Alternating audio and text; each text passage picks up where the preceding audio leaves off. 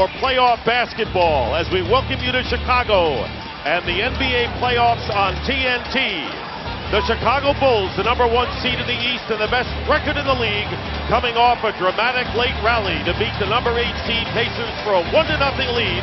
And the question now going in, did Game 1 indicate the Bulls are in for a tougher series than they anticipated, or did the Pacers take their best shot and now the Chicago Bulls have an early wake-up call, which could be bad news for Indiana? Along with Chris Webber, I'm Dick Stockton, and welcome to Game 2. We know about the heroics of Derrick Rose with 39 points, but Carlos Boozer has to come up big, better than he did in Game 1. He did not play up to his level. Well, you're right. This guy's a beast all the time in the playoffs, especially averaging over 12 points or 12 rebounds in this series or in his playoff career. They have to get him engaged early. Make sure that he's concentrating on the offensive end and the defensive end. He needs to be an integral part of tonight's game. And right now, the starting lineup. Frank Vogel, the interim coach at age 37. And here is the way the Indiana Pacers will line up. First, Danny Granger, Tyler Hansbrough, and Darren Collison combined for 74 points. And on the bottom, the Chicago Bulls with Luol Deng and Joakim Noah, double-doubles. And Derrick Rose with the 39. And Tom Thibodeau, a strong candidate for Coach of the Year and the defensive mastermind for this team. Not at all happy with his team's defense in Game 1. He thought nothing was wrong with the team's offense. So the stage is set here. And we're set to go here for Game number 2. Bob Delaney, Mark Davis, and Rodney Mark are the officials. And the jump controlled by the Bulls. And Derrick Rose contributed in so many ways, especially with 3 block shots. And there is Boozer, guarded by Hansbrough. Luol Deng going in, ball knocked out of bounds. Last touch by Indiana. Yeah, just really interested, Dick, and seeing how Boozer's going to get involved. You know, Psycho T, that's Hansbrough for you guys out there that don't know. He's so physical. Boozer's going to have to meet his aggression right away in order to stay in this game. Bulls got off to a lackadaisical start for them, and then there's the intercepted pass and a good play by Paul George. First turnover of the game. Darren Collison is the point guard. Frank Vogel very pleased with his backcourt play in Game 1. Granger fires away and misses the first shot of the game. Vogel was very pleased, not only with his point guard play, but with his team play. He actually said that he expected them to win by double digits last time. The way they played, they were capable of it. And that's right, folks. He said that he expects them to play that well this time as well. Rose with a 3-point shot. And Noah inside, and they're going to call the foul on Hibbert. Roy Hibbert called for the personal foul. And not only did he say he was pleased, as we take a look at this replay underneath, he said, I thought we win in double digits in Game 1. Think we'll win in double digits tonight. And you know what? I would love a coach and a leader like that. That's why you see this steal right here. These guys are going to get out, run, and be aggressive. Missing the layup, however, is Paul George. Fight for the loose ball, and it's last touched by Indiana, and it goes over to Chicago. Great energy in the beginning of the game, but you always have to, put energy with execution. Right here, a great steal, goes up for the layup, though, can't complete, had an open Granger behind him. Maybe he could have hit him off for the basket. Here is Rose inside, changes hands. Can go either way with either hand. And Derrick Rose gives the Bulls the lead. So great by Derrick Rose. We know that this guy is a miniature Hakeem Olajuwon when he gets down there with that floater. He is so strong. He can spin, pump fakes. Love to watch this guy in the paint. Here is Hibbert. Does not go up against the shorter Boozer. Feed inside to Hansbrough, and the rebound by Boozer. I know Hansbrough is their emotional leader. He may have got a little contact on that, but he still wants to bring it down a little bit. And going up is Boozer, and there'll be a foul before the shot. Here we see right here on the previous possession, you see the screen right here, the set on the right, and he doesn't go over the screen, he goes to the left, he loves going away, pump fakes, Hakeem Olajuwon, then he switches to the left hand. This guy is great when he gets it down low. Foul was on Tyler Hansbrough, which drew cheers from the crowd. Hansbrough had 7 straight points in the fourth quarter to give Indiana the 10-point lead before the big rally. Boozer has it stripped away, and here's Hansbrough. Bulls are back defensively with Dang there, and it's batted away by Noah out of bounds. Once again, that's where you want to use your energy and you want to be effective. Maybe he should have pulled that out once he got the steal, set up the offense, get some ball movement. You know, Danny Granger said that he admitted that the crowd was a factor. Too loud. You couldn't hear the talk during the defense, and you know they're going to be maybe louder tonight in game 2. I don't know if the people in Indiana like to hear that. I've been in Indiana where I couldn't hear the crowd either, so you should be used to the noise. Hansbrough on good interior passing by the Pacers, tie it up. And that's what he does best. Attacks the rim, strong and aggressive, hard to stop or block his shot. Tyler Hansbrough played well in the one win Indiana got, and also in game 1, and now they force another turnover. So the Bulls a little bit careless on offense early on. Already 4 turnovers. They're a little bit careless, and Hansbrough is a lot aggressive. It's not just their carelessness. He's in the passing lanes. He's making that happen for his team. And it's 4 turnovers they have. Here's Hibbert going in, and no basket. Right here, as you see, the interior passing of the Pacers. Get it to Hibbert. Hibbert finds his man, big man to big man, and that's what you like. Everybody sharing the ball. One of Vogel's aspects on this team, move the ball, move the defense, and you'll get what you want. Noah committing the foul. And that is the first foul against the Bulls. 2.5 gone by, 2-2 to score. Collison trying to draw the foul, and he does. And Rose committing the foul on Collison. And that'll be the second team foul against Chicago. And there is Rose talking things over with Mark Davis, who called the foul. And Collison going to the line, scored 17 points and led his team with 9 assists in the opener. You know, one thing I love about this NBA is all players are talented. Derrick Rose is our MVP in my opinion. But Collison has taken it upon himself to use his strength, his quickness to keep his team involved. That's why you just have to love these matchups. Collison was acquired from the Hornets in a 4-team trade. Spent 1 year with New Orleans. There you see the contrast in halves that Darren Collison experienced. Makes both free throws, and the Pacers have their first lead of the game. Charles Barkley talked about a little bit at halftime of the game in the pregame. What is the mental state of this Indiana team going to be like? Are they going to be happy that they barely lost? Are they going to be upset and come out? Right now it looks like they're upset and they want to play hard. Yes, no question about it, and that is the 5th turnover committed by Chicago. Collison with a fine play, but an errant shot outside by George. So the shooting percentages early on, 16% for Indiana. I think that has to do more, though, with Indiana's aggression. They're really aggressive on defense, and I think that's led to over-aggression on offense. They need to take their time. Once they get the steal, set up and get the good shots that they're used to getting. Rose beating Dang, who goes up, in and out. Noah with the offensive rebound, cleans up for Chicago. That's what Noah loves to do. He loves to be the garbage man, to get the rebounds, go back up. And I tell you, when you have a guy doing that in the paint, it just wears on your defense all game long. 30 games with a hand injury, and the Bulls won 22 of those games, but they played much better after he got back into action. In fact, the Bulls played very well when both Boozer and Noah were hurt this year. Pass inside, saved well inside, and Hibbert goes up, and traveling is called against Roy Hibbert, as the Indiana Pacers really, C-Web, haven't established much of a flow on offense. They haven't, but that was a great pass by George inside to Big Hibbert. Now, as you see this, here we go. This is Noah's game right here. Granger's not a big fella at the 3 position. Noah gets the rebound, goes up strong for the finish.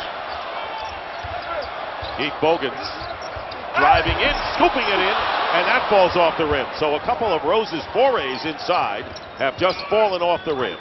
Tied at 4. And Hibbert will take the outside shot and hit. Roy Hibbert in his 3rd year from Georgetown. Played 81 games this year. And the Pacers up by 2. It's a great shot from Hibbert, Dick, but you still don't want that this early in the playoff game. You want to execute, get shots. That is not Hibbert's shot, even though he made it. That could come pay dividends for Chicago in the 4th quarter if he takes that again. Boozer puts it up and scores. So Carlos Boozer, who got into early foul trouble and was not a factor, ties the game. Nearly 5 minutes gone by. We're all even at 6.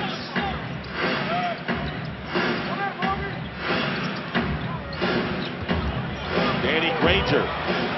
Defended well by a good defender in Dang, who now picks up Collison on the switch. Rose back on Collison. Batted up by Boozer. Rose wins that jump. Bulls have numbers in the corner. And missing outside was Keith Bogans, had a wide open three. And finally his foul is called inside against the Pacers. That was not a foul. And that'll be the second against Hibbert. Talk about the injury to Tyler Hansbrough in game number 1, hit in the head. Well, as a big man, that's what happens. You know, sorry for you, Ty, but we've all had that. You're a big guy. You're aggressive. You're Psycho T. That's why he's back out there today playing so strong. That's part of the risk in this job. But that last play, I have to go back to that. You know, you look at the other players' reactions. That right there, I think the refs are going to relook at that later on and not give those little ticky-tack calls up. This is going to be a very physical game. 2 physical teams. Big guys in there are playing. You've got to let those guys play. Boozer hits the first free throw. And for more, Indiana, let's check in with the third member of our team, Jamie Maggio. All right, Dick, thank you so much. Well, you did mention Tyler Hansbrough took a hard elbow to the head there in game 1. It was a scary moment when he went down. Immediately following the injury, they did take him back in the locker room. They gave him the concussion test, which he did pass. But if you'll notice, on the side of his head tonight, he's got a pretty nasty bruise there in his ear. That is just a result of the collision. All right, Jamie, thank you very much. So this Indiana Pacer team coming in as the 8th seed, 8 games under 500, facing the team with the best record in the league. Collison with a quick shot. Here's Rose. George gets back defensively, and wow! George wraps it out of bounds. Granger was defending, and Paul George timing his leap for the block. This is the athletic ability and attention to defense that you love to see. You're never out of the play. That's right. Keep coming. Don't let Granger get in foul trouble. Come up there and help him with the defender that he can't see, which is the second defender. You know, the Pacers' strength is offense, not defense, but they're showing well on the defensive end early in this game. Here is Bogans for 3 from the corner. And Dang trying to keep it alive and does. Noah working against Foster inside. And the offensive foul is called, and a charge called against Boozer, and that will be his first foul. So it was Boozer on the foul. Nearly halfway through this opening quarter, game 2 of the best of 7. Now there's been a switch in the lineup. Frank Vogel talked about he wanted to put Granger at the 3 and put his regular players in position. Now you have Foster at the 5 along with Psycho T. These guys are going to attack the offensive boards just like you saw Foster finish up on that jump hook. On the pick and roll, Foster, who's one of 2 players on this current Pacer team that were with their last playoff club back in 2006.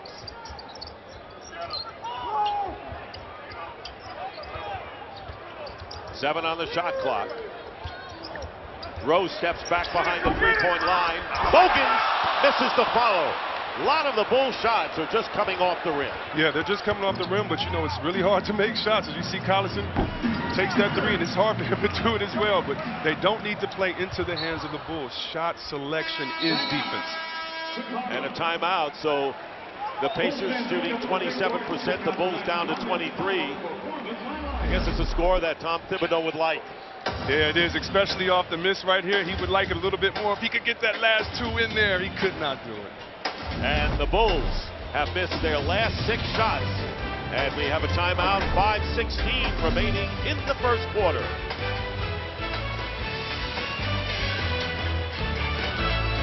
Points only begins to tell his all-around story in this game 1. You're right, it's an all-around story and an all-around game. First, the block shot. You see him spin in the middle. He's so strong and aggressive.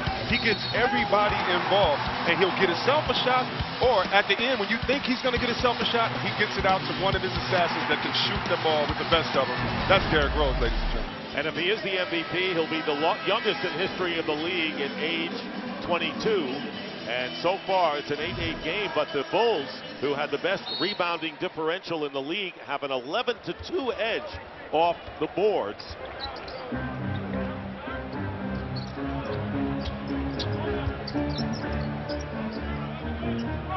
Here's Rose, and Indiana clogs up the middle against him, and they're going to call the holding foul against the Pacers. That will be on Granger, his first.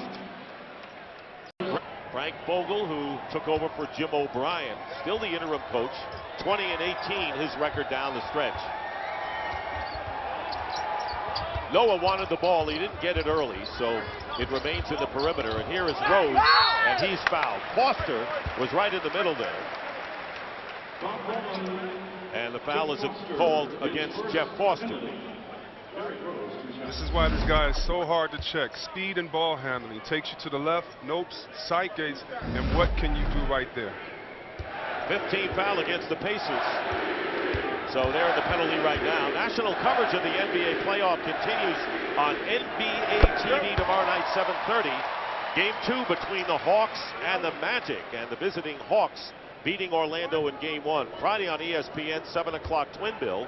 The Celtics and the Knicks in New York, the Lakers in New Orleans, in the Crescent City, and ABC Sunday at 12:30. 2 Game 4s, Miami at Philadelphia and Boston at New York. And Miami taking a 2-0 lead by routing Philadelphia in the game. 2 free throws by Rose, and the Bulls are up by 2. Collison guarded by Rose, trying to get it inside to Hansbrough. Granger missing the 3, and the rebound by Boozer. The 3-point basket was what kept Indiana in the game. They shot 56% from 3-point range in Game 1. Boozer down low, converts. You had a hunch they would go to Boozer early in this one. That's right. If you get this man engaged early, he'll be engaged offensively, and when he's going well offensively, he's a good defender. And so you have to keep his interest early in the game. So the 4-point lead is the largest so far as we approach 4 minutes to go in the opening quarter. Missing the outside jumper is Granger, and once again Boozer getting the rebound. That's 6 already for him. And a loose ball knocked away, and another Bulls turnover. Indiana has to start getting smart selection. They're playing very hard. They're in the passing lanes, but they're hurting themselves by taking a bad shot to compound the possession. Hansbrough inside, Foster converts, and a foul. Hansbrough could have gone up with that basket, and instead fed Foster, and the foul is against Noah, and that'll be the second personal on Joakim Noah.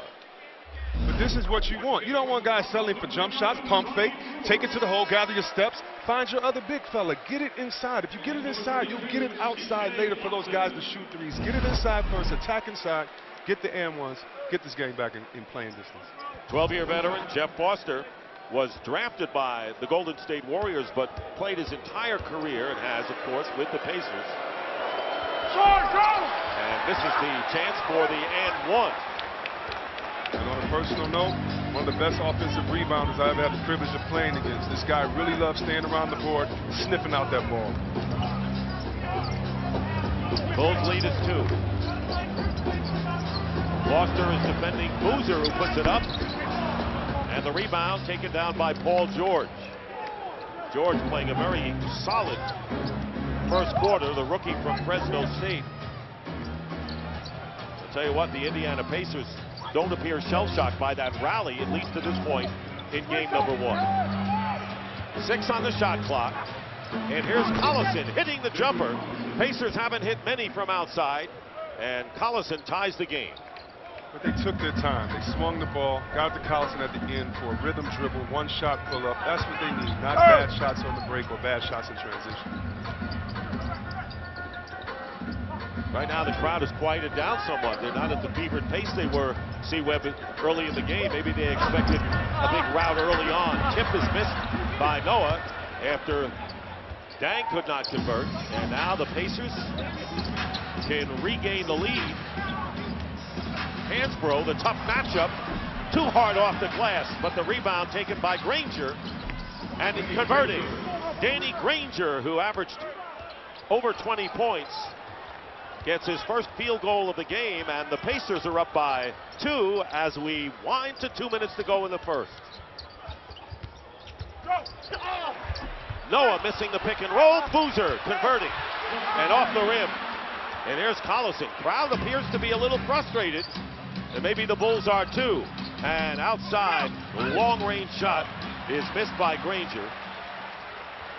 It's definitely a special relationship between a team and its crowd. A crowd sometimes wills that team to win. And other nights, Just like that play right there, you have to get the crowd back in the game. Dive on the floor, get an and one. Play hard so these people can support you.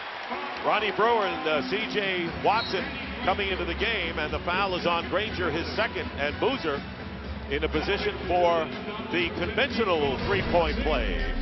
Well, I'll tell you one guaranteed way to get the crowd in the game.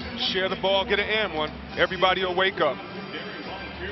So Carlos Boozer with 8 points, 7 rebounds, off to the hot start he did not have in game one.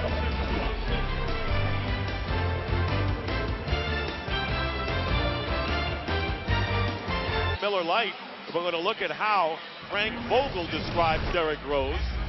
How about these credentials? Allen Iverson's speed. He has the vision of Jason Kidd. Shooting ability for a point guard of Chauncey Billups. And he says he has the athleticism of Michael Jordan.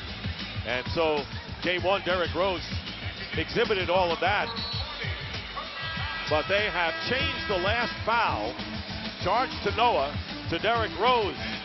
So now Rose has 2 fouls, had to come out of the game. Thus, Watson came in along with Brewer in the backcourt. So Rose with 4 points has 2 personal fouls. And let's see how the Bulls perform under those circumstances with 1:39 to go in the quarter and Boozer on the line. You know, and talking back about Vogel, you know, he leads this team in their mentality. He said that he wanted to make a culture change and recreate their identity. And I'm sure for Indiana fans, with how hard this team is playing, how successful they've been, they've seen the changes that he's made. I don't think there's any question, and soon maybe they'll strip away that interim tag and make him the head coach. C.J. Watson committing the foul out on the backcourt. And so both teams in the penalty, and Collison on the line shooting a pair.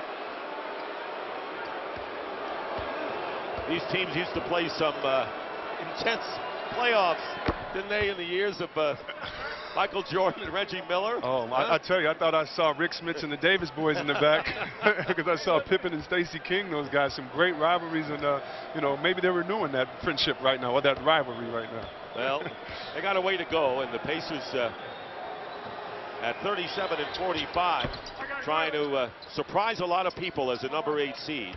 And the free throws giving Pacers a 2-point lead. Both teams identical from the line thus far. Boozer defended by Foster. And a foul. Foster just got a hand on him. And Boozer will go to the line. Foster's second foul. So Frank Vogel, yes, he wrote to Rick Pitino, said, I want to come to Kentucky. And video coordinator there.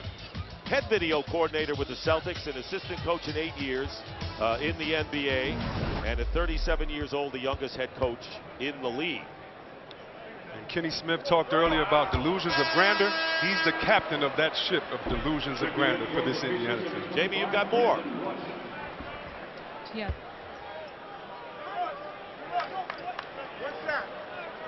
Jamie, you've got some more on Vogel.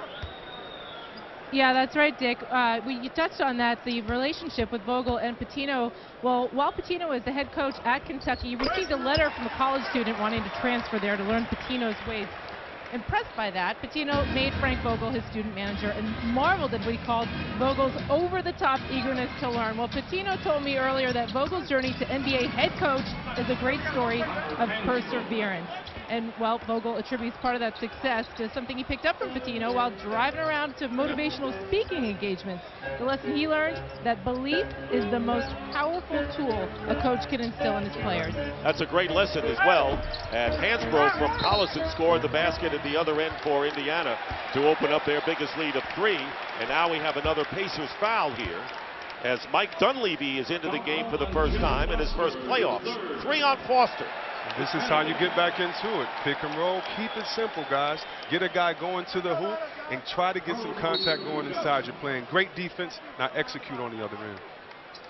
So Mike Dunleavy is into the game, and Saturday's game was the first playoff game of his 9-year career. That's 624 games, and Mike Dunleavy finally in the playoffs as Boozer misses the free throw. Checking into the game is Josh McRoberts. in his 4th year from Duke. Seems like Boozer has really had the ball, has made the rebounds, has taken most of the shots here in this first quarter in an effort to get him into the flow.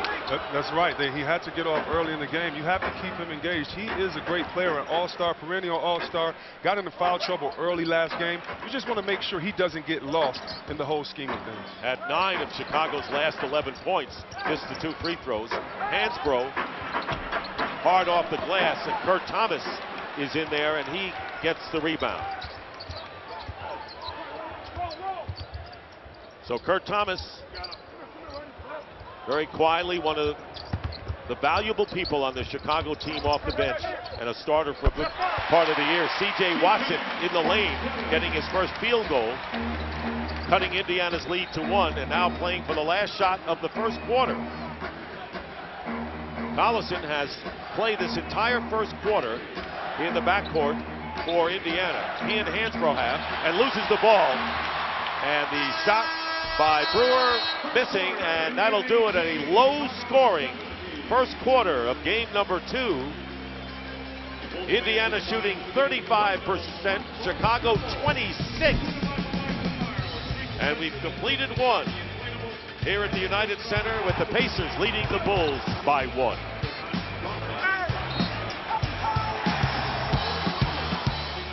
And now it's time for the Ford Coach's Corner, as moments ago Jamie Maggio talked to the coach. Coach, you said before the game you were very impressed with the way your team came out firing in game 1. What can you say about their efforts on the defensive side of the ball tonight thus far? Well, we're doing a great job with our help defense. Our energy is always great. This team plays very hard, but we're stepping up in the driver's face and protecting our paint better than last game. All right, Coach, thank you. And Mike Dunleavy, in his second playoff game of his career, hits his first shot, and the Pacers lead by 3. Good passing in the first quarter. 7 baskets for the Pacers and 6 assists, so they were moving the ball well. Here's C.J. Watson missing, and going high to get the rebound is Brandon Rush. And so Rush is into the game, along with A.J. Price. Dunleavy, who scored the first basket. Tyler Hansbrough is in the game as well, and Josh McRoberts for Indiana. Kyle Korver is into the game for the Bulls, along with the Brewer, Omer Ashik, as the shot missed outside by McRoberts, but new possession for the Pacers. The second unit of the Pacers is really going to speed up the pace. They're going to attack inside. Look for different energy out their second unit. Dunleavy hitting a 3. So Mike Dunleavy hitting 2 field goals for 5 points, and now the Pacers have their biggest lead, 23-17, and the biggest lead in the game for either team. Here is Korver, the 3-point threat. He had the huge 3 that gave the Bulls the lead for good. And Taj Gibson hitting from outside. And what did Tom Thibodeau say? You know, Gibson's a lot better shooter than people believe. You're right. He said he's a better shooter and a better defender. But also, Dick, they're coming out passing this ball early because that's what Frank wants out of his team. And no basket. And an offensive foul called against the Bulls. And here's this man's first playoff series, Mike Dunleavy. So good at coming off the pick at the top of the key, college 3. That's easy for him. He goes to the college 3, then this time he says, let me show you how far my range extends. I'm a big fella, but I can get out and I can knock that NBA 3 down. So they have 2 former Duke Blue Devils in there, and Dunleavy and McRoberts. And foul was called against C.J. Watson. And the jumper from the baseline by McRoberts, his first field goal, and it's a 6-point Indiana lead. Bulls shooting only 27%. Watson runs his man into a pick and lays it in. Great play made, C.J. Watson. And what a great pick set at the top. Yeah, Hansbrough has to fight over. He has to help more right there. By him not doing that, McRoberts is on the other side of the key. He has to come over and rotate late. That's why McRoberts right there, he should try to come over, get established outside the paint, try to draw that charge. So there have been 7 field goals for the Bulls to match their 7 turnovers, and Watson with a three-point play, and the Pacers, who are up by 6 just a few moments ago, are leading by 3.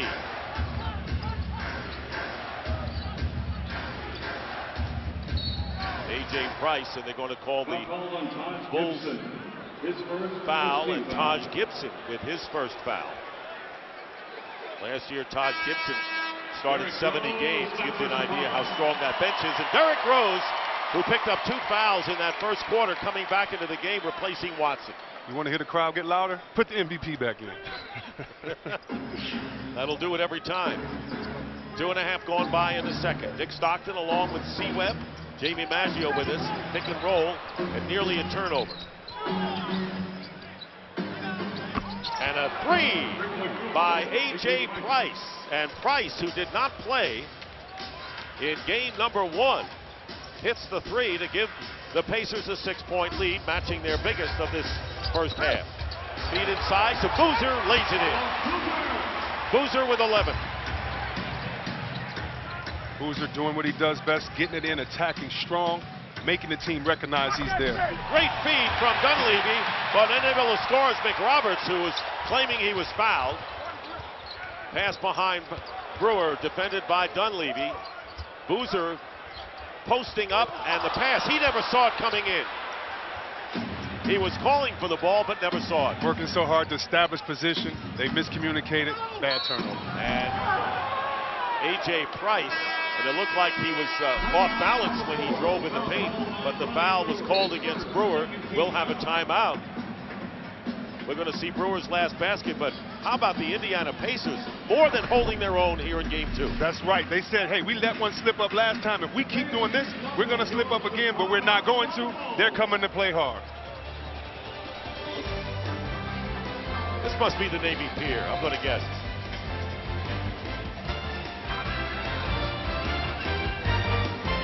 Players, I think we have to embrace that role. One of my favorite things, to be able to go to school, see 6, 7, 8-year-old kids and tell them that, hey, look, staying in school is very important. Being educated is very important, and that's the kind of message that we try to send out to these kids. I just love being able to see these kids smile and give a kid a hug and see how happy he is to see us. That means the world to me. And the big acquisition, the low post presence of Carlos Boozer, who played with the Utah Jazz, has 11 points, 7 rebounds on 4 for 6 shooting. And the free throw giving the Pacers a 5-point lead. That free throw by A.J. Price. The Bulls led by 4 when Rose left with his second foul, and in that time the Pacers outscored them 17-10. And partly was because Rose was on the bench, but I credit the Indiana bench more for being more aggressive. Collison, after he went out, what happened with Big Psycho T, the way these guys played inside, Indiana earned their comeback. Is that a compliment, saying Psycho T? Well, yeah, I was told to call him that. By him, but not by him. No, not by him. Hopefully Psycho T lets me call him that. All right, McRoberts, turnaround by Boozer. And the rebound taken down by Brandon Rush. So the reserves are in there now. And Hibbert has come in, replacing Hansbrough, and they're going to call the foul against the Pacers, and it'll be on Price, his first. Hansbrough scoring 4 points, has no rebounds, but you think he was been a lot bigger force so far in this game. Oh yes, no points, but I believe he has 2 low blocks that he didn't even get up high. He got the ball down on the break a couple times, got guys involved. His interior passing was great, getting other guys involved. He's playing well. It just doesn't show on what you score, but how you keep other players involved in the game. So Price and Dunleavy leave the game, and Granger and Paul George come back in for the Indiana Pacers, 2 of their starters. Here is Taj Gibson, defended by Hibbert, and here is Dang, fires it away. What an errant shot off the glass, and here comes Indiana up by 6. Granger feeding inside, McRoberts misses the layup, and the loose ball, and the shot will drop for A.J. Price, who has 7 points, and the Pacers have opened up their biggest lead of the game by 8, and this United Center crowd is dead silent at this point with under 7.5 to go in the first half. Here is Rose trying to get his team back in the game, and what better way? What better way? Doing what he does best, coming off the pick and roll, taking a dribble, a hesitation. You don't know if he's going to shoot it or drive it all the way. Here is Granger giving up his dribble, fall away, and Boozer with another rebound. That's 8 for him. Indiana does not want to get back to where they're taking bad shots again. Get that ball movement. They were doing dribble drive, keep each other involved. Here's Rose. Can he do it again? Not this time. And Hibbert getting the rebound. Talk about a rebound off of a head of one of his teammates. Maybe they'll count that as a team rebound. Right. Like at the end of the quarter or the half, right? Exactly. There's the shooting. Shooting has not been exemplary by any stretch so far. And the drive and the scoop doesn't go this time, again by A.J. Price. And Boozer getting the rebound. But one way they're defending Derrick Rose is by going at him on the other end, trying to wear him down, show him different looks. Here is Dang for 3. He's got it. Luol Deng, in his 6-year career, coming into this year at 101 threes. He had 115 this year alone. Shows you what an off-summer, an off-season of commitment can do. It can make you better. And Hibbert has his shot blocked inside. Good defensive play by Gibson. And on the other end, Rose goes in, and the foul is called. So the pace has been revved up a notch by the Chicago Bulls, and the foul on McRoberts will be his second. Chicago getting back in. They were down by 8. They were down by 8 till this guy came back in. That's Derrick Rose. He finds his three-point shooter, Luol Deng, one of the most consistent players of the season this year. Then he says, wait a minute, guys. Let me do what I do best. Take that.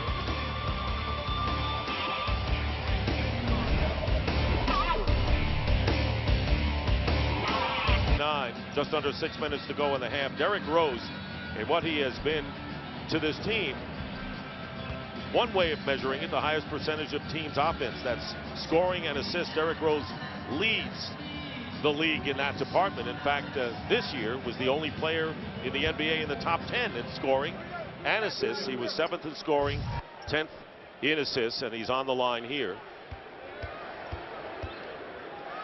Rose has scored 6 points. Came out of the game in the first quarter with 2 fouls. And this is his first free throw. Indiana should realize every game is a different series within itself. They have to let that last game go, as Charles alluded to, don't have any mental scars, come back and play. And they're doing a good job right now holding the MVP to 6 points. Yeah, I think they have. I mean, you know, they didn't come out against the big crowd noise and the big intensity of the Bulls with their defense forcing turnovers. In fact, it's been the Pacers who have been forcing the turnovers. 12-0 edge there on 9 turnovers by Chicago. Here is Price. And the Bulls looking to tie the game, and they could take the lead with a 3. Rose wending his way out. Here's Dang in the corner for 3. And coming down is A.J. Price again. 3-on-2 break and a foul. And Danny Granger fouled going to the basket. Good bench play by the Pacers so far, Creed. You're right. And you can't be a good team without a good bench. There you go, Foster, a good offensive rebound. What do? Pass it out to Dunleavy, getting him the 3. These guys share the ball and keep the intensity up, even putting pressure on maybe our next MVP. This is the way you play, and if the bench doesn't come in and raise the level of intensity, then usually you're in trouble. Foul was on Korver, and Danny Granger hits the free throw, and Tyler Hansbrough returns to the game. Hansbrough has scored 4 points on 2 for 6 shooting. No rebounds yet, but you know he'll be a factor. He's been a tough matchup for the Bulls all year, really. That's right, and I would never let Noah be in the game if I didn't have Hansbrough in the game. I had to keep him to try to negate all the productivity of Noah. Granger hitting both free throws and led the Pacers in scoring for the 4th consecutive year. Indiana by 4, nearly 5 to go. Here, spinning his way in is Rose, and he lays it in. What a finish. The presence of mind to lose the ball, but then to realize where you are, go back up automatically. 9 points for Rose, and coming right back is Granger, who has 6 points. So Indiana doesn't waste much time. Solid offensive unit, but you would think that the Bulls would have the way to nullify them with their defense. But Pacers hanging in there in superb fashion. Rose can't go inside. Here's Noah, scoops it up. Bulls are back defensively, and Collison nearly palmed the ball. Feed to Hibbert inside. Hibbert scores. They had Boozer and Noah, and he split the defense. This guy Hibbert was one of my candidates for most improved player of the year. I did not know last year he could give you an inside pump fake after catching it off to a lob, going up strong and dunking. These guys are ready to play, and the big men of Indiana are showing up. Here's Korver. That's a 2-point field goal, but Korver was 4 for 4 from 3 and hit the big 3 with 48 seconds to go in game 1 to give the Bulls their first lead of the game. And now we will have a foul call, and it'll be on Hibbert. After the shot goes in by Corbett, a little pushing. Sometimes you get a little lucky in the air, but right here, a pump fake over Noah for him to go up, show athletic ability, great play, even though Boozer tried to come over and help a little bit too late. And Hibbert committing his 3rd personal foul. First player in the game to pick up 3. So the loose ball foul, and Noah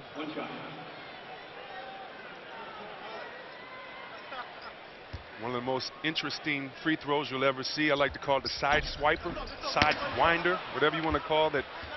Rotates clockwise, opposite clockwise, counterclockwise, all at the same time. Looks like it's coming out of a machine. Yeah, but usually goes in. Just a really precarious shot. Under 4 minutes to go in the first half.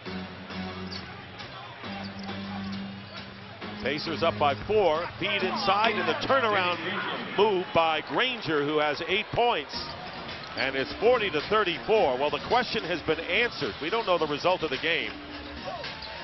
Indiana Pacers showing no effects of seeing their lead evaporate down the stretch of the last game. Dang misses, and finally, no offensive foul. Boozer with the follow, and they're going to call him with the foul. It'll be the 2nd foul on Carlos Boozer. You're exactly right in the fact that these guys came to play, but it's all attention to detail. Right here, they're going up, banging, banging. A little push by Boozer. It is the playoffs, a little physical, but these guys are ready, and it starts with the banging of the big guys inside. And that's what the Pacers did in game number 1, and we saw Dang, explode and get a technical in the 4th quarter. But I'll tell you, whatever Frank Vogel is doing, he's doing a terrific job for a team that was 8 games under 500 as the 8th seed. Timeout. 40-34 Pacers with about 3.5 to go in the half. Free shipping on any order over $85. NBAstore.com, one store, every item. And we want to remind you, coming up, it's the T-Mobile halftime report. EJ, Kenny Smith, and Charles Barkley are in the studio, very interested to find out what their comments are. The Pacers have led the Bulls ever since it was 16-14 late in the first quarter. They're up by 6 here, and they have the ball. McRoberts looking inside for Hansbrough, and fronted well by Noah. Here's Granger, and in the corner, George hitting the 3. Paul George with a 3, and now the 9-point lead extends the biggest of the game for the Pacers. Playing hard does nothing if you don't listen to your coach and execute. You'll just be out there like a chicken with your head cut off. This team came out of the break, got the drive that they wanted by Granger. He kicked it out, made the correct play. Great focus by the Indiana Pacers. 6 on the shot clock. Here's Boozer again. Boozer works his way in and gets the lay-in. Yelling for the foul as well. 13 points for Boozer. Here's Collison coming right back with the lay-in. Didn't take them long to answer it. When you yell for the foul, you can't get back on defense. I believe he was fouled, but he wasn't back to help. Here's Dang missing a 3. And the rebound taken down by McRoberts and out of bounds. And it'll be Bulls ball and an injured Pacer.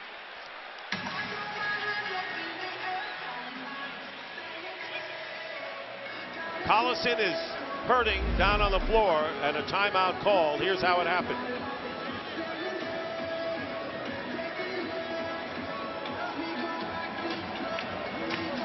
Can't really tell right there. But we see he's in excruciating pain even now as he's trying to. That's not a good sign. No, not at all. No, he might have. He wasn't hurt when he left the frame, but he might have stepped on the cameraman. right there. I've done that before, and hopefully the camera guys will move back. It is enough space back there, but you don't want that, especially with your quickest player. You know, when he's in the game, the pace intensifies. I'm sure everybody in Indiana is holding their breath right now, because when this guy's on the floor, they're a faster team. Limping back into the locker room, and A.J. Price replaces him. Price has scored 7 points off the bench. So now it's going to be up to him as the Bulls with 2:32 to go in the half. Korver with Noah, Boozer, and Rose. Rose inside gets the foul. No basket after that. And Rose will go to the line. Dang is the 5th member of the Bulls on the court right now. And the foul is against McRoberts, his 3rd. So Hibbert and McRoberts each have 3 for the Pacers.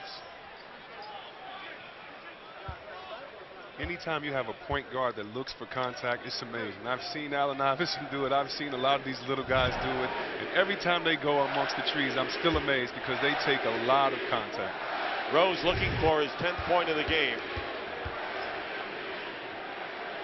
9-point lead. And right now, let's send it to Ernie Johnson in our Atlanta studio. What's up, Jeff? What's up?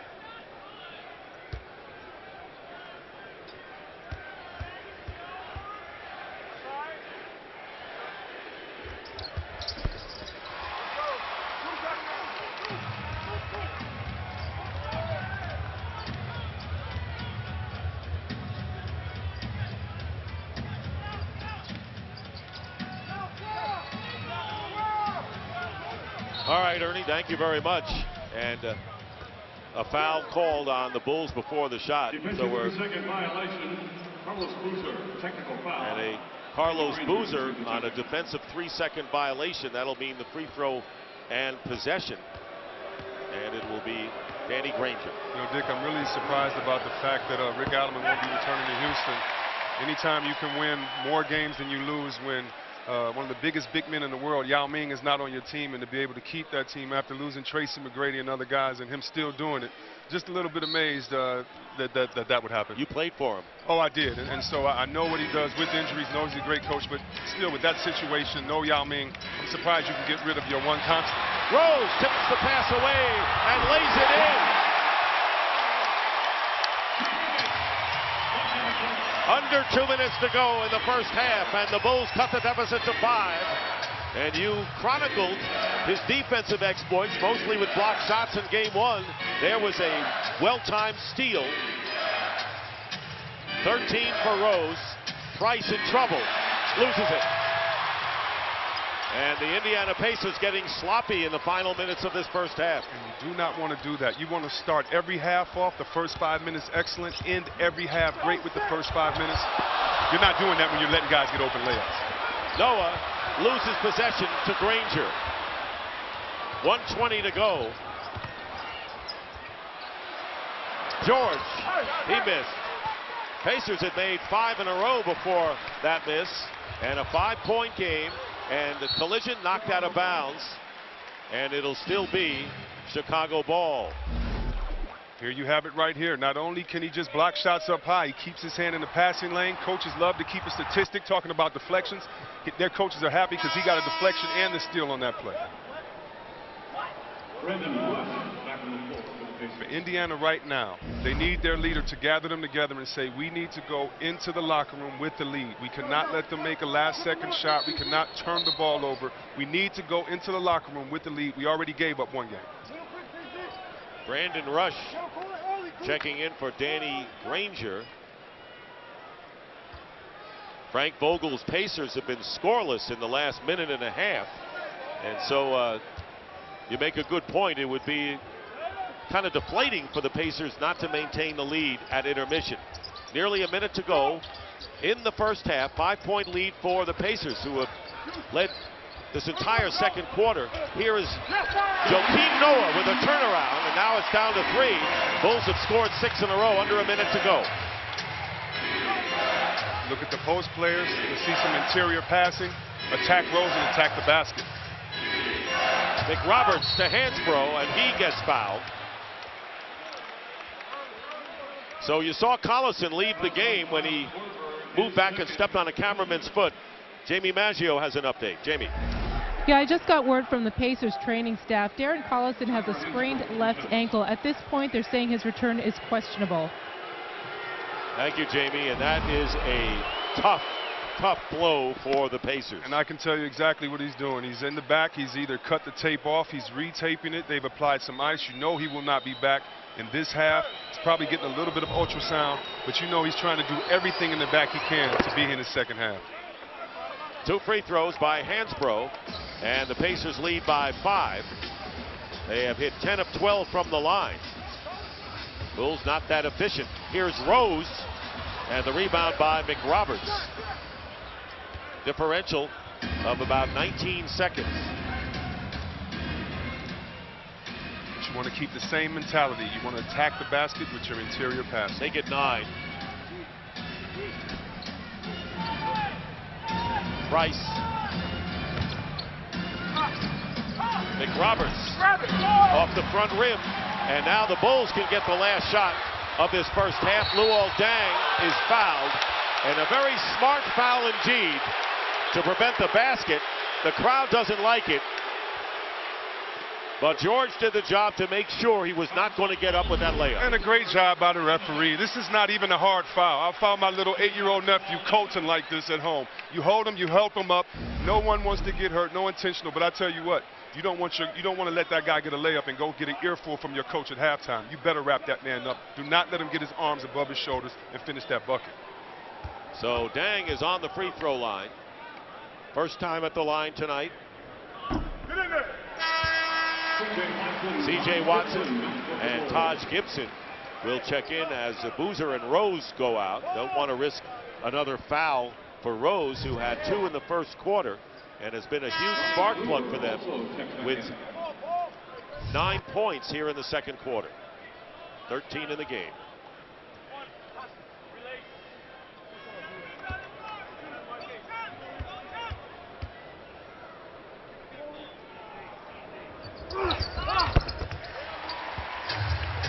And the lead is 3. 5 seconds remaining in the half. Rice past midcourt, loses the ball. Time runs out. And the Indiana Pacers, who had opened up a 9-point lead late in the second quarter, witnessing a Chicago Bull rally, spearheaded by that man, Derrick Rose, to that man's dismay, Frank Vogel. Our score at the halftime, Pacers 47, Bulls 44. After this break, we'll send you to our Atlanta studio for the T-Mobile halftime report with Ernie Johnson, Kenny Smith, and Charles Barkley. You're watching the 2011 NBA playoffs on TNT.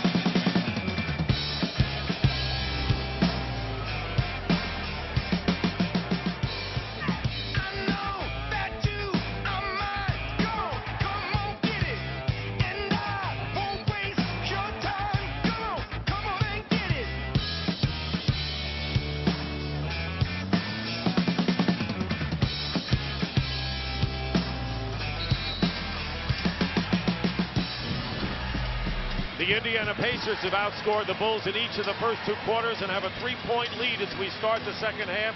Certainly a surprise, to say the least. And it's time for the Cinco Stat of the Night, presented by Corona. And there you see the fact that the Bulls have been held to 36% shooting. They're dominating the glass, 12 offensive rebounds, but they've only converted 4 of them. And the story of this half is the outstanding point guard, Darren Collison of the Pacers, who has 8 points, went off as he ran into a cameraman, suffered a sprained ankle, tried to make it in warm-ups before this second half and couldn't go for more. Here's Jamie Maggio. Dick, Darren Collison will not return to the game tonight. His status going forward is day-to-day. All right, thank you very much. And so that means that A.J. Price, who scored 7 points on 2 for 4 shooting, is going to have to handle the point guard duties. You're right about that, Dick. And also that means that T.J. Ford is at the end of the bench with his warm-ups on. His speed is going to be needed in the second half as well. Bogans misses the 3, and Boozer with the offensive rebound. and tries to get it up there, and Hibbert got a piece of it. And so the Pacers come down. Since Collison left with the injury late in the game, the Bulls outscored the Pacers 8-2. And they're going to call the elbow foul. Granger coming around the screen. And the foul is called against Joakim Noah, his second foul. Leading scorer in the game, Rose and Boozer each with 13 points. And despite the 47 by the Pacers, no one has more than 8. The story of the game for me is only 8 assists by the Chicago Bulls. Bogan's taking a foul by George, his second foul. So the Pacers have 5 turnovers in the last 3 minutes dating back to the second quarter. Definitely, and once again, the story for me is that Chicago only has 8 assists, mainly because Rose has been out, but they've had 10 turnovers. If you're not sharing the ball and you're turning it over, that's a recipe for disaster. Dang misses in the lane. Here's Granger, who scored 8 points. And Granger works his way in, kind of forced that layup. I love Granger's game, but he is the one constant of not sharing the ball right now. In the first half, as you see, a great block, then a rebound by Hansbrough. But in the first half, Granger saw a couple guys open. Kenny Smith talked on his pitches about passing the ball up as he tried to pass, and Dang gets a steal. And here's Dang with George back, and Dang goes up and is fouled. As I was saying earlier, Kenny has showed how you don't have to trust the players and pass the ball up. When you do not trust your teammates, when you take bad one-on-one shots, you're effectively playing defense against yourself. See, Webb, who trusted a player more than Rose to Korver for the 3 in game 1? Oh, you're exactly right. You want to see trust, you'll see that. Look at this steal right here. That's trust, too, because if he misses that steal, his teammates have to get his back. This game is all about trust, which when you trust each other, no one can be above the team and no one can be selfish. So here is Dang off to a slow start shooting-wise at 1 for 7. And now he is 2 for 3 from the line, only 5 points in the game for Dang. And Rose with 4 assists and 5 rebounds, 0 for 2. The one thing Rose has not done is hit threes. He is now 0 for 11 on 3-point shots in the 2 games. And so 1 out of 2 from the line for Dang. And the Pacers with the ball lead by 2. So it's Price in the backcourt, second-year player out of UConn, team that won the National Collegiate Championship this year. And Dang, double team, put on Granger, and Price was hit, goes down, no foul call. But that was the correct play. That is correct play by Granger. That's trusting your teammates. There's no guarantee you're going to make every shot nor miss every shot. You get double team, pass it to the open man. Amazing this crowd has not been in the game for most of it. And Indiana needs to take advantage of that right now before this crowd gets back in the game. You won't be able to hear yourself thinking here. I'll hear you, though. Here is Rose inside, goes up, and traveling called against Derrick Rose. When you have a player like Granger, you want to get a double team. Kyle Korver has to come out. He doesn't know where to go. A.J. Price, open shot. Oh, looks like a foul there. That's what you want. Those plays keep everybody involved, everybody invested, and you have a great time playing ball when everybody's on the same page. So Rose committing his first turnover of the game. And here is Granger. Granger will put it up from the top of the key and hit. Granger now 4 of 8 from the field, has 10 points, and the first Pacer to hit double figures. Indiana by 4. Noah given the outside shot here. Boozer not so much by Hansbrough. Rose for 3 and still goes empty. And the offensive rebound, Rose lays it in. Good pass from Boozer to Rose, who, by the way, now 0 for 12 in threes. But if he's going to get him with the lay-in, what difference does it make? 2-point game. You know, everybody talks about height. It is very unfair to be short, fast, and can jump higher than anybody in the building. Yeah. This guy's quickness and athleticism is just something to just something to watch. Bogan's foul here. Well, great by Bogans. He's had a little guy, A.J. Price, on him. He waited for a streaking Rose to come down who had the presence to say, hey, it's an open man. Great finish, not fair. Nobody can block his shot when he gets up that high. Hansbrough. When he gets up that high. Hansbrough from outside, short. And here is Rose clearing it quickly out to Dang. Dang going in strong. Ball knocked away, follows it. Great concentration by Luol Deng to stay with it. after he did not convert at fast, and we have a tie game at 49. Pacers led by 9 in the second quarter. Here's Hibbert.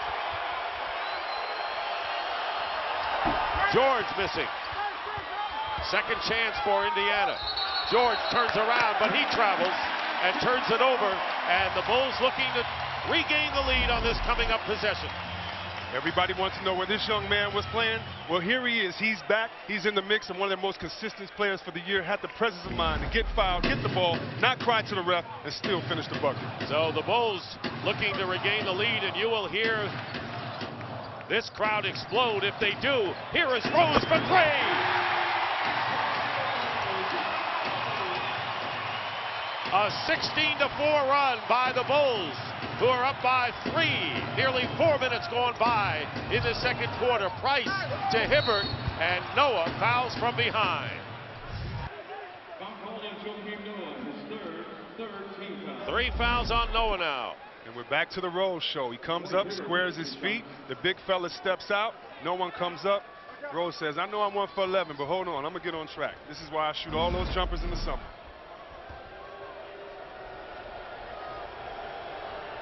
Hibbert is on the free throw line. Noah with 3 fouls. And his first free throw is successful. TNT this June. Fear the skies. Face the enemy. Fight for survival. From TNT and DreamWorks Television. Falling Skies series premiere this June on TNT. Gotta be honest with you, C-Web. The crowd was loud, not that loud. They didn't listen to our cue. They're supposed to listen to what we're telling them. I wish they would follow directions. Exactly. 2-point lead for the Bulls. Here's Rose. Pulls up. Air ball. And the Pacers get it back. 18 points, for Rose.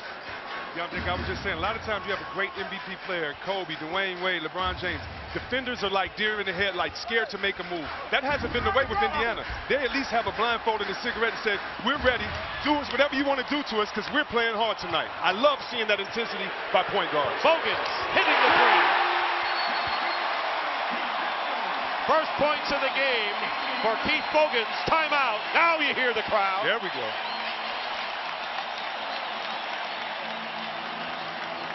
The run is 19-5 for the Bulls, who are up by 5. If you want to make a 19-5 run, you get it to your best player. And what does he do? He shares the ball. He shows he's the most valuable player because he can find people on his team. He knows his personnel. Derrick Rose.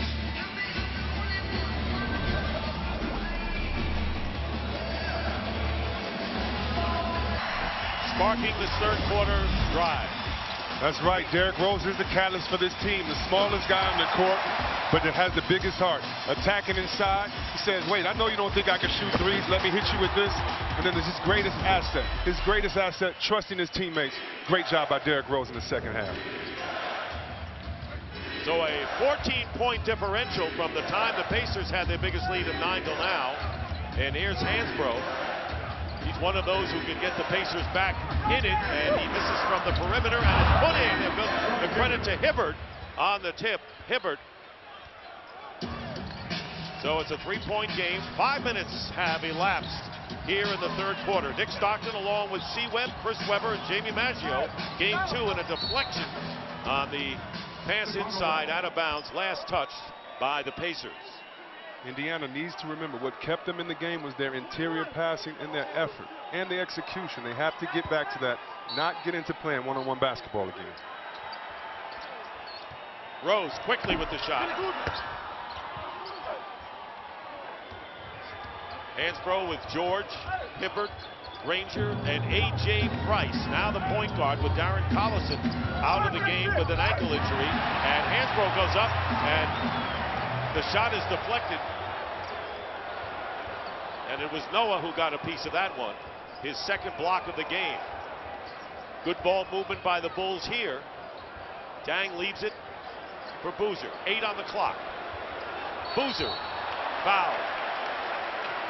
And a semi-mauling going on as he gets inside. If I didn't know better, I would think somebody went to Duke in North Carolina or something out there. No, I don't know. There's a lot of banging down there. I don't know if that's just basketball from the pros or a little bit of hometown pride. Hansbrough with his second foul. And here is Carlos Boozer on the free throw line. Boozer tonight 3 of 7 from the free throw stripe as he hits the first. And the biggest thing you can count on Boozer for are rebounds, averaging 12+ rebounds in his playoff career. And that's something you want to count on. Many power forwards cannot get double digits, especially banging this low with guys like Hansbrough and Hibbert. So Boozer, who had 12 points in game number 1, now has 15. And doesn't it happen so often with really outstanding players and all-stars having off games coming right back in the next game to turn things around? Oh yeah, you know, just to tell a story, I'm going against EJ, Kenny, and those guys for charity. And today I picked Boozer as my player because he didn't have a game last time. I love putting on guys, those stars didn't have a good game. They're not going to do it twice in a row. It's rare, isn't it? It is rare. There you see the shooting story here in this third quarter. Hibbert with 4 on the clock. The double team with Rose and Noah, and it goes off the rim. Great patience, though, by Hibbert. Took his 2 dribbles, took his time, faked the guard away who was defending him on a double team, which was Rose, and took a good jump hook shot. Bulls can open up their biggest lead of this game. Bogans hit a 3 earlier. Leaves it for Rose. Look how quick he gets in. Derrick Rose. 20 points for Rose. Earlier this year he had 42, matching his career high. That was on March 18th against these same Pacers. And the biggest lead of the game now by the Bulls. They're up 59 to 52. And the bank shot doesn't go for Hibbert. Noah lost control. So the Pacers have to get some rhythm again for their offense. And that's a way to start. Could be an and one as Danny Granger lays it in, and a chance for the three-point play. Great three-point play right there, but right here on the other end it happened. Hesitation coming off the pick. He goes up, Hibbert can't get him. No one on the other side to help. Stop that man, Mighty Mouse, from going to the hole. Foul was on Dang, his first. And Kurt Thomas comes into the game. And a hand for Kurt Thomas. He is the second oldest player in the NBA, just 7 months younger than Shaq. This is his 11th playoff season. All he does is help every team he's been with. And with Noah out earlier in the year, he played terrific. The lost commodity in this game is the veteran.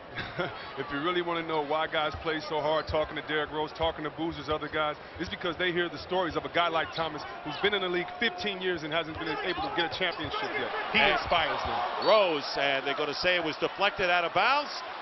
Last touched by the Bulls, and a good defensive play that time as the Indiana players with George making the deflection. Here you see Kurt Thomas, second oldest in the NBA.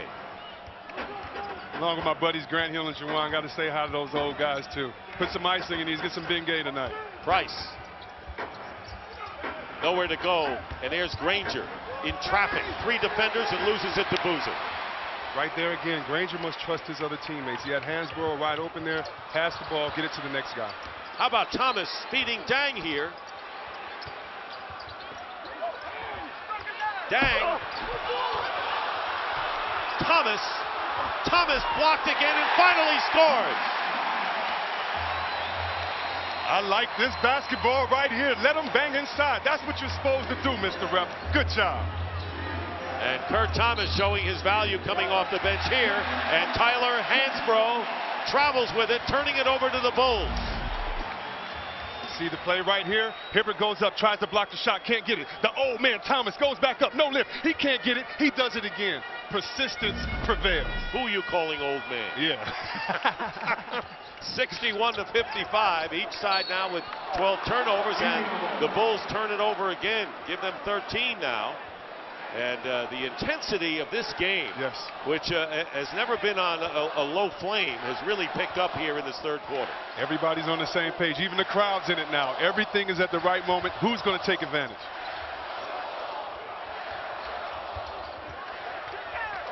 Hibbert fouled, And he had Thomas underneath. They're going to call the foul on Kurt Thomas. And that will be the 15th foul on the Bulls. So they're in the penalty. The NBA playoffs continue on TNT tomorrow. Coverage begins at 7 o'clock Eastern. The Knicks and the Celtics. And what a game one that was. You'll see game 2 tomorrow night. Ray Allen hit the game-winning shot in game 1. Marv Albert will be there along with Steve Kerr. Portland and Dallas in game 2. Mavericks taking the 1-0 lead. Dirk Nowitzki scored 18 of his 28 in the fourth quarter in game number 1. Matt Devlin and Kevin McHale will be at the mics for that game. The NBA playoffs on TNT, win or go home. 1 out of 2 from the line. Bulls lead is 5.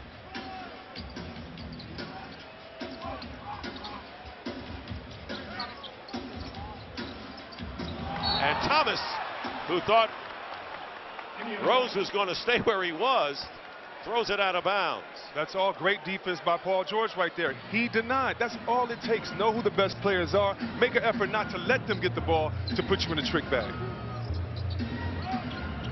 Pacers playing with A.J. Price at point guard after Darren Collison went out.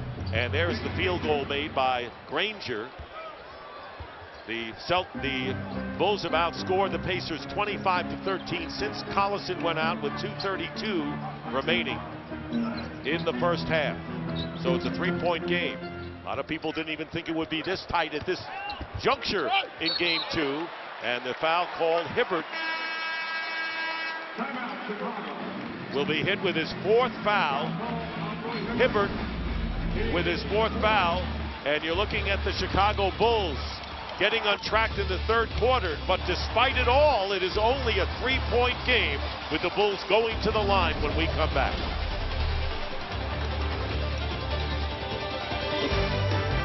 Look at the all-new Chrysler 300C in the streets of Chicago.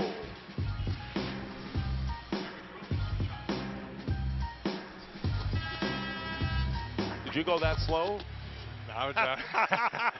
Or stop?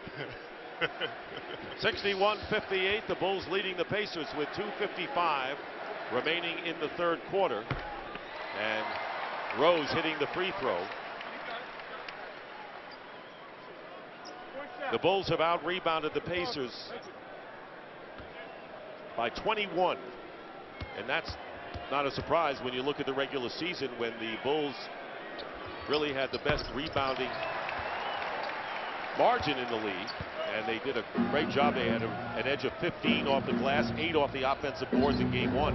You know, it is a little bit of a surprise to me, though, because anytime you beat someone 20-plus rebounds, you're supposed to be up 10 to 15-plus points. Steal by Dang. Takes it all the way in and draws the foul. And the blocking foul. And getting up his Hansbrough.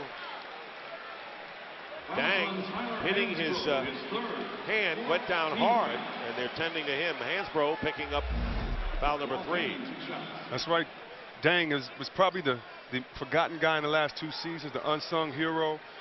He has come and been one of their most consistent players this year, scoring outside, inside, taking on the guys like a Granger, playing that 3 position, which in my opinion is the most athletic position in this league. He's just been tremendous for them this year. It was his left elbow that he hit on the floor, makes the free throw. Turned 26 years of age on Saturday.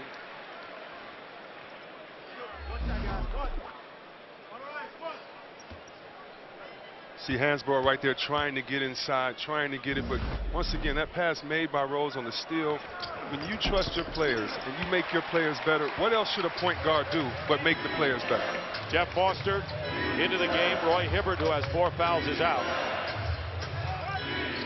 And you mentioned T.J. Ford. Well, he's in the game right now in his 7th year out of Texas. Didn't think he'd see action in this game, but with Collison out, becomes the backup, and George hits the smooth jumper. So Paul George, the rookie from Fresno State, 10th overall pick, now has 5, and the 5-point lead for the Bulls. T.J. Ford's going to do a good job. He's a veteran. He's going to use his speed and quickness to keep everybody involved. He's been here before. By Granger, and the lay-in by Granger, getting it back from George. Granger now with 17 points, and the Pacers have climbed to within 3 with under 2 minutes to go here in the third quarter. Bulls trying to make it 2-0 in the best of 7 in the 1 versus 8 matchup. Best record in the league against the team that was 8 games under 500. And Rose loses the ball out of bounds. 2 straight turnovers. And the Pacers get another shot here. You ever want to pick up your team's intensity and coach and practice, you coaches out there, start a 3-on-2 drill. Get guys going up and down the court. That get guys in the passing lane, gets them sharing the ball, which transcends on the defensive end as well. And Derrick Rose has turned it over 5 times in this quarter alone. See if the Pacers can take advantage of it. Here is Ford driving in. And they're going to call the offensive foul. This was a case of George trying to do too much. 24-second violation. Shot clock violation. TJ Ford used his quickness to get the ball out to it. You have to shoot that shot, George. You have to trust the fact that your point guard gave you the ball with the right time on the clock.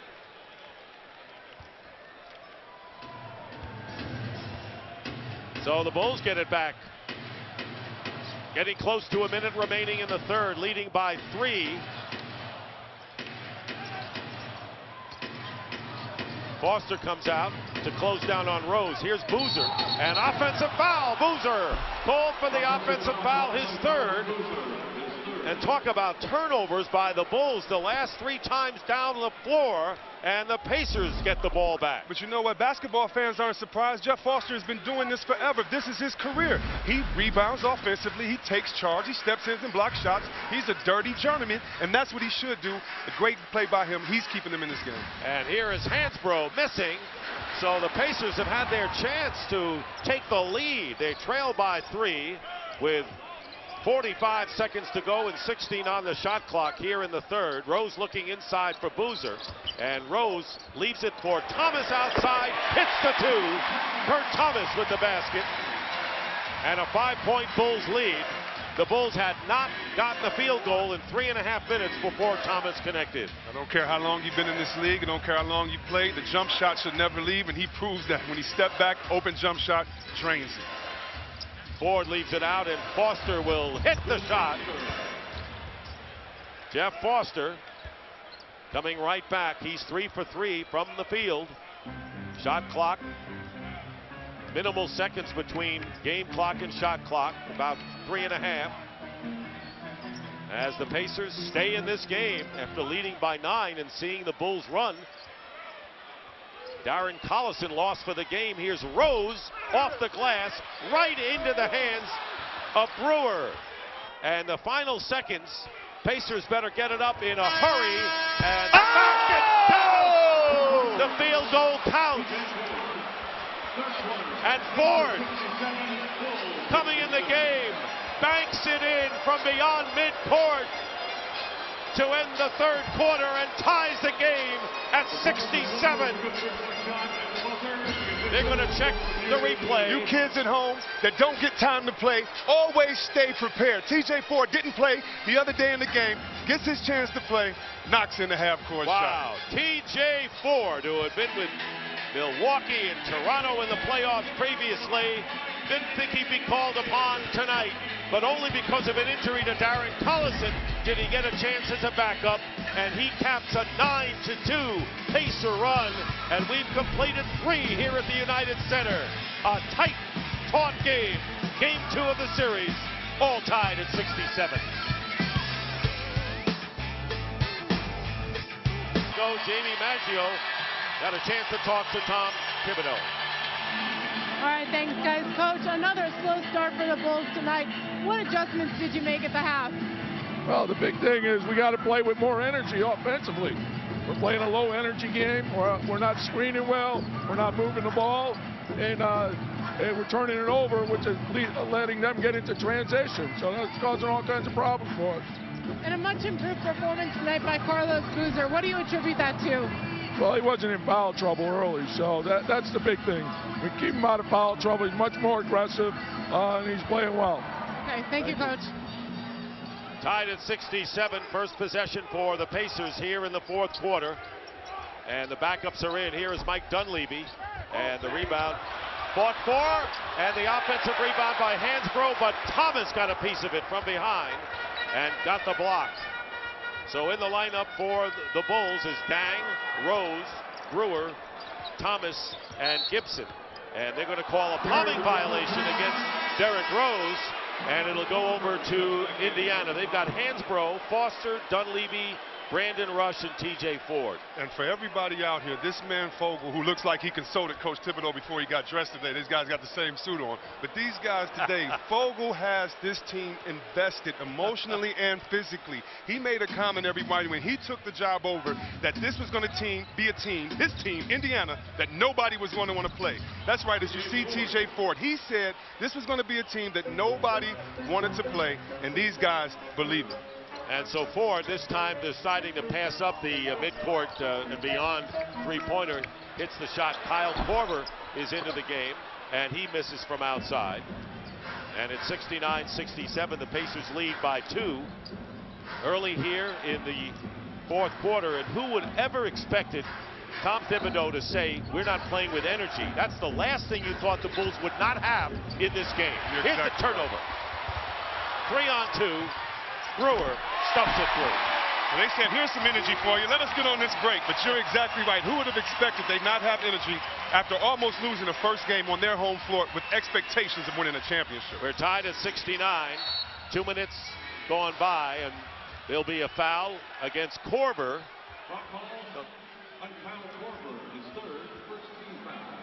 So there you see when Frank Vogel took over for Jim O'Brien, went 20-18 the rest of the way, and there you see the rest of the team and their style picking it up offensively. And one thing that intrigues me, he got them getting in the points in the paint and fast break. That means guys are running more and sharing the ball more. You like seeing that, but I don't know if he went to a Tim Robbins seminar or T.D. Jakes seminar. As you see the and one right there, but he has this team believing.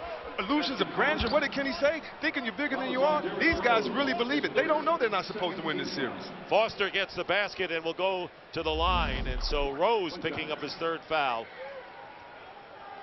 Great pick and roll from Dunleavy, and the Pacers are on a 13-4 run. And it's amazing when you consider that, again, Darren Collison, who suffered a sprained ankle 2.5 minutes before the end of the half, only to see the Bulls open up their biggest lead of the game with 7-point edge, now trailing by 2 early here in the fourth. Rose picked up by Foster, and good double team with Brandon Rush. I just saw Coach Vogel signal to his guys that cross hands. What that means is we're going to trap. He told us before the game they're going to go under, or sometimes they're going to try to switch it up. Rose was off guard, got caught up that time, turnover off the trap. And here's Rush missing the 3, and Gibson getting the rebound. Still a 2-point game. And very interesting what Frank Vogel told us about defending Rose before the game. He said, I looked at old tapes of how Philadelphia played, and when they beat Chicago here, he says, I'm going to use a lot of what Doug Collins employed, and we're seeing it here. Here's a 3-point attempt. No defense there, and he finally breaks the 3-point drought. Derrick Rose rewarded Kyle Korver late in the game, 38 seconds the other night. Kyle Korver returns the favor, comes off the screen for a 3. Players have to go up to him because he honored him. He gives it to Rose for the open 3. Great teamwork. Second 3 for Rose. Dunleavy coming back and answering with his second 3 of the game, and the Pacers are up by 2. Dunleavy says, playoffs? Playoffs? I'll show you what I could do in the playoffs. You know, Jim Morris Sr. did that when he coached the Indianapolis Colts, right? And the offensive foul is called, and McRoberts. Right here, you see the switching. Kyle Korver turns into the point guard, gets it to the point guard, who turns into the 3-point shooter. Feet squared. Right here, McRoberts says, wait a minute, I got a 3-point shooter too. Dunleavy said, this is my first time, but believe me, I'm not scared. Korver commits the fouls, knocking McRoberts down. What a finale we can anticipate.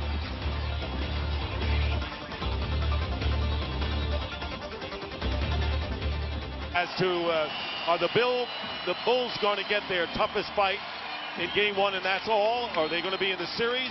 Or is it a case of the wake-up call? And I think we know that Indiana is here to play it.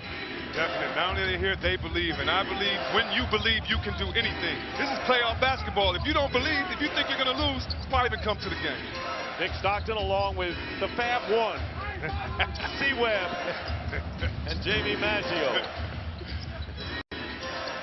Price is back in the game, has it stripped by C.J. Watson. He'll lay it up.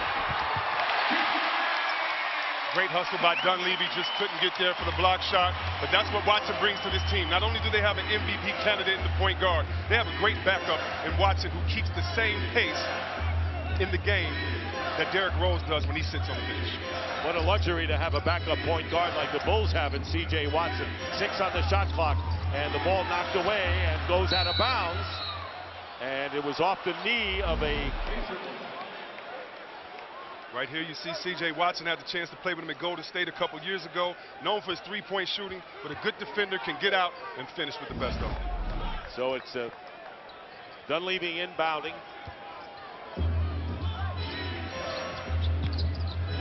And a tough shot made by Brandon Rush from the corner. Misses it, and here comes Watson back. Tied at 74.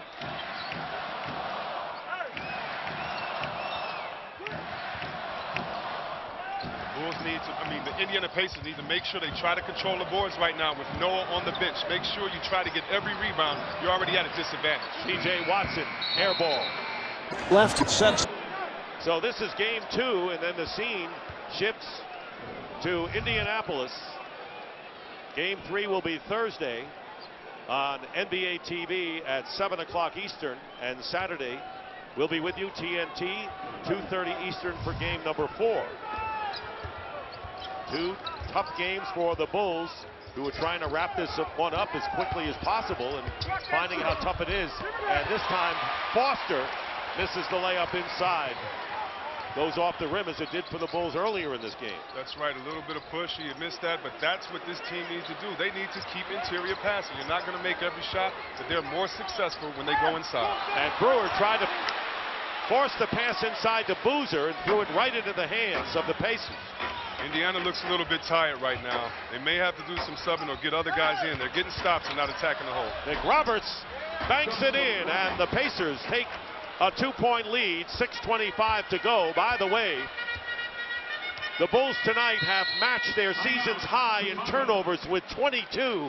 They turned it over Christmas Day against the Knicks with 22. That's the number they have right now. And Derrick Rose with 6 turnovers all this half. And everybody in Indiana wants to see more of this. Dunleavy coming off the screen. McRoberts, nice jump hook, keeping the Pacers in the game.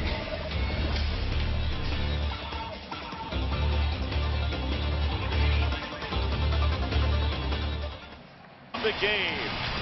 And right here you can see great teamwork from the young to the old. 3 years to 15 years of seniority right there. Teamwork, working together, getting the ball. Here you go again, getting it out to his guy. He just spots up. Thomas is a little bit older, says, wait, I'll sit out here and I'll make sure that we do some great teamwork because I'll finish your pass. Rose and Korver, and there you see the trap on Rose in the backcourt. Dang is in there along with Boozer, and it's Luol Deng hitting the basket to tie it at 76, 12 points for Dang, and we are halfway through this 4th quarter. Dunleavy loops it in to Hibbert, playing with 4 fouls. His hook doesn't go, and off the rim on McRoberts. Great hustle by McRoberts. Finds inside Rush with a reverse. This is an acrobatic, athletic Indiana offense we're seeing. And especially when they interior pass. When they don't try to dribble and do one-on-one. When they share the ball and increase their assists, they're pretty good. They are trapping Rose as far out as they can almost every possession. And Dang is fouled. It'll be a 2-shot situation. And Dang will go to the line. Right here on the previous situation. Gets the rebound, looks for him. Roberts finds him inside. That's what you need to do. Every time these guys pass in the interior, share the ball. Hibbert to Psycho T, McRoberts to Hibbert, to Dunleavy. These guys share the ball well. The closer they hit the ball well, the closer they get it to the basket with their interior passing, have a great chance to score. Now the officials discussing something, and not sure whether they thought it was a 3 or 2-point attempt, but in any event, Tyler Hansbrough has come back in the game along with Danny Granger, so Two of the big offensive performers for the Pacers are back in there. You don't want Boozer lathering up. You don't want Noah getting the rhythm. They had to bring Psycho T back in there to negate the physicality of the Bulls. Here's Rose working against Granger. Fires it up. Hits! Basket counts and a foul! Are you kidding me? Closest thing to a smile we've seen on the face of Derrick Rose, I think, in this series. Exactly. Probably closest we'll see all year, even when he gets that trophy. Crossover, goes inside. Hibbert's a 7-footer, you guys. Hibbert came over here. Here you go. He crosses over Granger, comes over. Hibbert comes for help. He gets the foul and one, and a deservingly chant from the hometown fans. Granger with his third foul. 28 points for Derrick Rose, and the Bulls are up by 1. This is game 2 of the best of 7. And after Indiana led for 45 minutes of game 1, the Bulls rallied from 10 points back on a 16-1 run to capture the game. Indiana still has it with 9 on the clock. Here's Hibbert guarded by Noah, and Hibbert gets it out. And here is Price missing a 3, trying to chase down the loose ball. Out of bounds, same way. Great hustle by the Pacers, and it was led by A.J. Price. This is why you love the playoffs. This is why if you're an Indiana fan, you say we don't care, it's us against the world. Look at this hustle by both sides. Dane goes to the ground. Hibbert's getting in there. Noah, this is playoff basketball. So Price took the shot, knew it was off, went into the corner, and then finally battled it under the basket. And the Pacers keep the ball and have a new clock. Granger has it tipped by Dang. And it is still Indiana ball, and now Granger is admonishing his team to move and get free for the inbound pass. That's right, because energy without execution is nothing. Dang staying with Granger. Turnaround. Short. Bulls by 1, they have the ball. Each team has committed 2 team fouls here in the final quarter. Here's Boozer. He's got it. 17 for Boozer. Bulls by 3.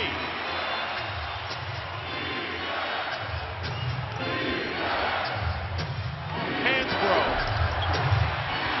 Rose the rebound. 8 rebounds for Derrick Rose. Dominating the glass again are the Bulls, trying to extend their lead with nearly 4 minutes remaining in the fourth. Rose pulls back, hits another. Timeout, Indiana.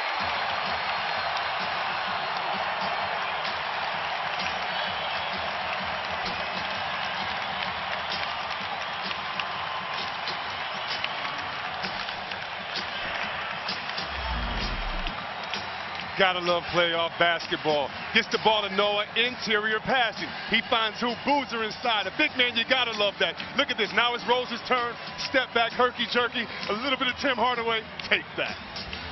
The Bulls have scored 7 straight points. Just under 4 minutes remaining. They're up by 5.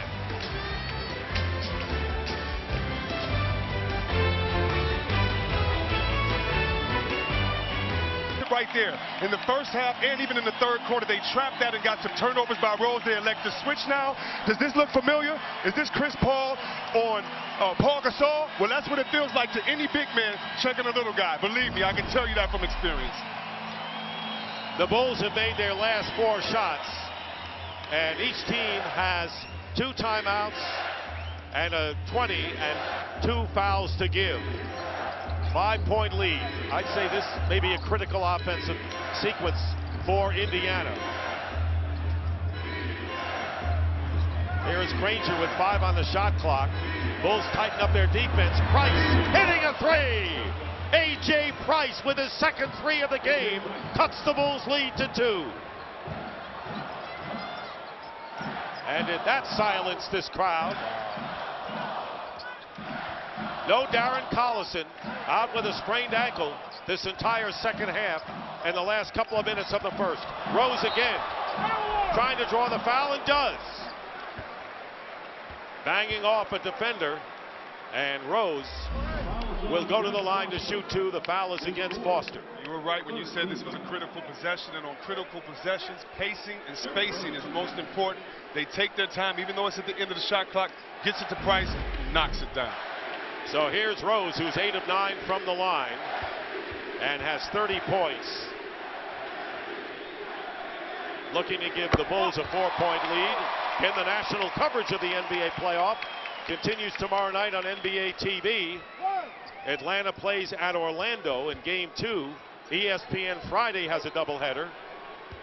Boston and New York, Lakers at New Orleans, and ABC Sunday at 12:30, Miami and Philadelphia, and the Knicks and the Celtics. He makes them both. 32 points, has missed just one free throw, and the Bulls are leading by 4. Dick, as you went over that national schedule. And fouled is Foster inside, and he'll shoot a pair. As you were looking at that national schedule, Dick, you know, a lot of basketball players on team watch games. And when you see Atlanta upset Orlando, when you see New Orleans upset the Lakers, believe you me that it gives courage to teams like this, Indiana, who feel like they're the underdog. We are all fans of the game, and upsets inspires everyone, especially when you're the underdog. Well, we never had a number 1 and a number 2 seed lose the first game of a series, as we've seen with the Lakers in San Antonio. And Foster hitting the free throw, and a technical foul has been called on Carlos Boozer. Now, we have Hansbrough listed with a technical. We have not heard an announcement about that, but they just announced that it was Boozer with the technical foul. I made light of it, but you and I, Dick, saw at halftime of the game, Boozer and Hansbrough get into it. It's a little bit of a Duke-Club rivalry going on, regardless of what anyone thinks. These guys are banging. Just pay attention to your screens at the chucks these guys are throwing. Foster 1 out of 2. It's 85-82. Under 3 minutes remaining. Here's Korver. Misses. Korver playing with 5 fouls. Misses from the perimeter. This crowd has to be stunned at what the Bulls have done in the regular season, having to come from behind at the end to win Game 1, and then in a fight for their lives here in Game 2 with the next 2 games in Indiana. And the drive in there, George, and he's fouled. Crowd wanted a block, but Paul George will go to the line to shoot a pair, and Noah will pick up number 4. As an offensive player, you want to put the referee in a position to make a tough call. You want to drive, whether you can get that fall or not. Great driving by him to get that call. And I want to clean up the calls on the technical, and Joakim Noah has been hit with his 4th personal. Double technicals were called on Hansbrough and Boozer, so that's why no free throws were attempted in that instance. So Hansbrough and Boozer each hit with the technical, double technicals. And here's George. 1 out of 2. And the Pacers not connecting on their free throws down the stretch. Bulls with the ball, leading by 2 as we approach 2 minutes to go in the 4th. Rose with the lay-in. 34 now for Rose, who had 39 in the opener on Saturday.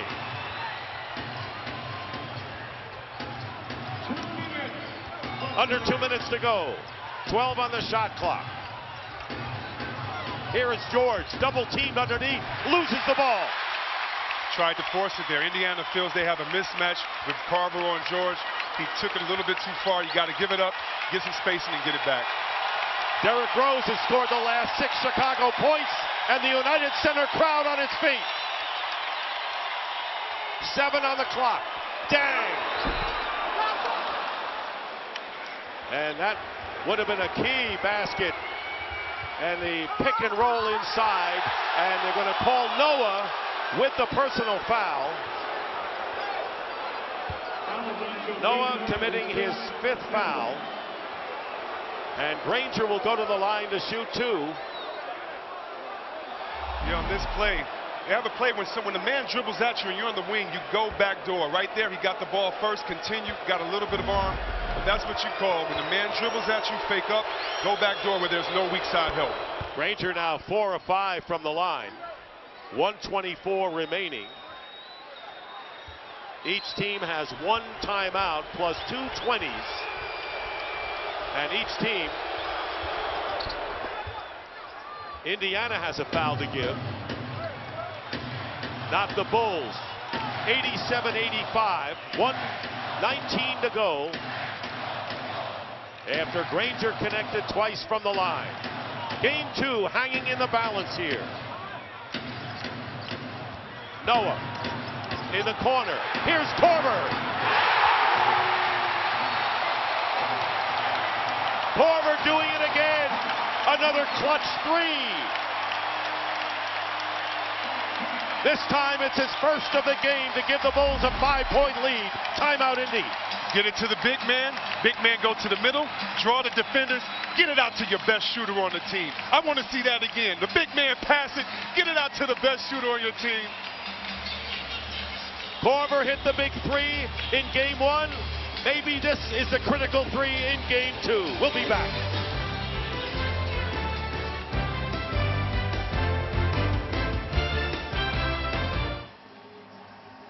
To Saturday's game 1, 48 seconds to go. Kyle Korver from Rose hitting the 3 to give the Bulls their first lead of the game in the late stages. And moments ago, Noah finding Korver hitting his first 3 of tonight, playing with 5 fouls, and to give the Bulls a 5-point lead. The Pacers have 2 20-second timeouts remaining. They do have a foul to give. Chicago has 1 foul and 2 20s, no fouls to give. Pacers need to make sure they attack, keep playing the ball that got them here. That's interior passing, off the pick and rolls, sharing the ball. No heroes needed right now. Team ball only for Indiana Pacers on this next possession. It'll be Taj Gibson, Ronnie Brewer, Derrick Rose, Luol Deng, and Joakim Noah. As you look at Rose's numbers from games 1 and 2, Hansbrough, Granger, Hibbert, George, and it looks like Price.